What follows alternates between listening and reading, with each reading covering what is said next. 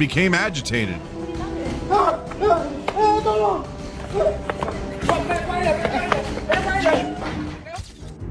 Consider this a warning if you decide to go to sea on an inflatable boat. All they need to do is speed up and get away from here immediately.